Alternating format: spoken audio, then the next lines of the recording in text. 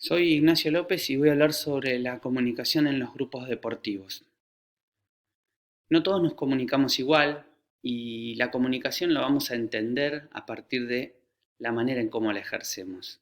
Vamos a tener un grupo que se caracteriza como el grupo pasivo, que tiene gran capacidad, pero que su timidez o su pasividad hace que pierdan oportunidades. Por otro lado, tenemos a quienes realizan su comunicación de manera agresiva, que quizás consiguen resultados en el corto tiempo, son exitosos, pero no se interesan por los demás, solo piensan en sí mismos.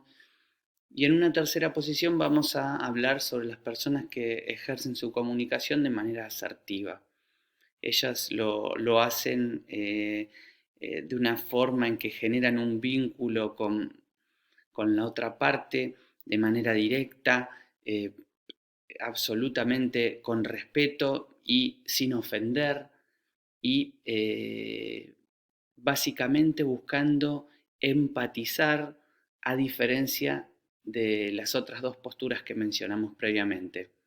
Para poder llevar adelante nuestra comunicación la tenemos que pensar a partir de la eficacia o no. ¿Por qué? Porque si nosotros generamos un vínculo con los equipos con que trabajamos a través de una comunicación eficaz, no vamos a tener problemas al momento de desarrollar nuestro trabajo desde la motivación, que es algo muy importante y que tiene que ver con que ver de qué manera nosotros desarrollamos nuestra habilidad para juntar gente que se sume a nuestro proyecto y que nos acompañe. Esto nos va a dar una dinámica dentro del equipo y esto que hablábamos antes, ¿no? Empatizar, generar cohesión en el equipo, todas estas cosas nos van a dar credibilidad dentro de los integrantes y también nos va a facilitar el tema de la fijación de los objetivos y el tema de la toma de decisiones que hoy es tan importante. En realidad siempre lo fue importante, pero ahora tenemos una manera de individualizarla mejor, nos va a acompañar mucho mejor al momento de poder desarrollar nuestro trabajo. Entonces imagínense si nosotros no tuviéramos una comunicación eficaz, los problemas que tendríamos, ¿no? Entonces, ¿qué es la asertividad? La asertividad básicamente es el proceso de expresar sentimientos, por eso hablábamos del vínculo, del no ofender, el de respetar, de brindar y recibir retroalimentación sincera. Yo creo que si nosotros identificamos a la asertividad y la reconocemos como una herramienta muy importante que va a formar parte del bagaje nuestro como entrenadores, eh, eh, eh, por todo lo que nos conforma a nosotros. Eh, Seguramente muchas veces la habrán utilizado a la asertividad, la habrán transitado, la habrán utilizado sabiendo o no sabiendo, pero que hoy al especificarlo o al traer a la luz esta palabra, vamos a entender que esto nos va a permitir entender y sostener un equilibrio entre lo que es el mundo externo y el respeto hacia las necesidades que surjan. Si nosotros entendemos esto y transmitimos adecuadamente nuestras emociones, nuestros pensamientos, siempre sabiendo utilizarlos. ¿Por qué? Porque nosotros vamos a desarrollar habilidades comunicacionales al momento de estar enfrente a un grupo. Todo este tipo de resoluciones de parte nuestra nos va a mostrar como una persona aceptada, ¿no? Acá se habla de personas socialmente aceptadas o asertivas. Vamos por ese camino. Para seguir hablando de lo que es la asertividad, vamos a bajarle algún ejemplo concreto. en este caso el tema de una situación intolerable, ¿no? Frente a una situación que nosotros consideramos que atenta contra el normal desarrollo de nuestro trabajo, lo que vamos a hacer primero va a ser identificar el problema y expresar a partir de identificarlo cuál es nuestro sentimiento para conversarlo con la persona que está generando este inconveniente, mostrando empatía de parte nuestro, como lo hablábamos en momentos anteriores, y brindarle a él la posibilidad de buscar una solución consensuada y finalmente marcar que en caso de no corregir su postura, nosotros le debemos indicar las consecuencias porque nosotros somos los conductores. El caso, por ejemplo, de un jugador o una jugadora que llega tarde al entrenamiento, que es una constante que empieza a fallar en ese punto. Nosotros lo vamos a conversar con él y le vamos a decir que para nosotros sería muy importante que él fuera parte del grupo, pero en las mismas condiciones que el resto de sus compañeros, que en el caso de persistir su falta, eso va a hacer que cambie la condición de igualdad frente a sus compañeros y eso nos pueda generar un desorden a nosotros, porque dentro de las pautas de trabajo, el cumplimiento de todos los que conforman el equipo es tan importante. Entonces, en el momento en que nosotros le vamos a sugerir las posibilidades para resolver de manera positiva este problema, le debemos indicar que en caso de no ponerse al lugar similar a sus compañeros, en el momento de tener que decidir